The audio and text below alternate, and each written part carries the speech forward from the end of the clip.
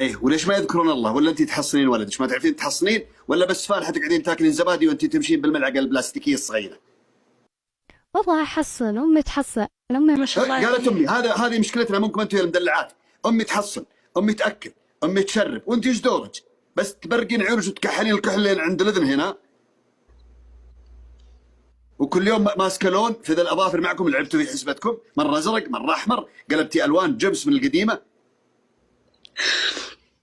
ليش ما تروحين انت تحصنين ولدك؟ ليش ما تقول حصنتك بالله؟ تاخذينه وتروحين تحطينه عند امك والله تقول يا شيخ ماما الحين بالفترة حصني هذه الولد، يعني حصنا على اساس انه انت لا ما شاء الله لا حد يتعرضني يا كيوت. عمره كم عمر ابراهيم؟ الحين كم 3 سنوات يا شيخ، يعني لا يتكلم ولا.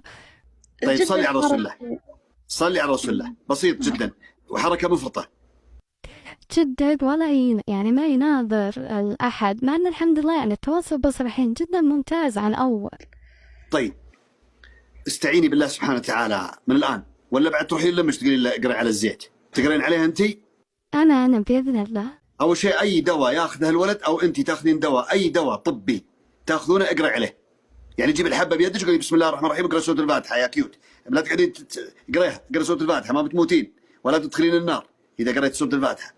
اقرأي على الحبوب اللي ياخذها او اي دواء ياخذه، وانت اي دواء تاخذينه اقرأي عليه سوره الفاتحه، عشان لو لا سمح الله في شيطان قاعد يمنع الاستفاده من العلاج لا يهبى ويعقب وتصيرون تستفيدون. الشيء الثاني جيبي زيت زيتون، لا تقعد تبكين، اسكتي. جيبي زيت زيتون اقرا عليه الفاتحه 7 مرات، اقرا سوره الكرسي 7 مرات. اتحداش تقرينها، انا عارف تروحين تقرين مرتين بعدين تقولين ماما تعبت يا ماما، تعالي كملي سوره البقره طويله يا ماما. ابغاك انت تقرينهم.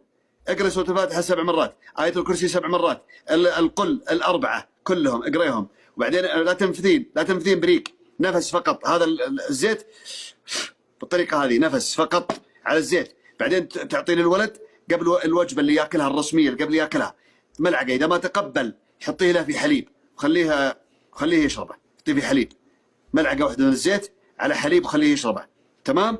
ويستمر بهذا الحال حتى يخرج. لا سمح الله اذا كان عنده ديدان بالباطنيه وعنده مشاكل اللي قاعد تسوي له الديدان الدبوسيه، ترى احيانا ما تنشاف، وحتى في الطب ما يلاقونها بالسهل، تقعد تسوي للولد مشاكل وحكه احيانا، واحيانا حركه مفرطه ما يدري ايش فيه، في شيء قاعد تأثر على الكلام.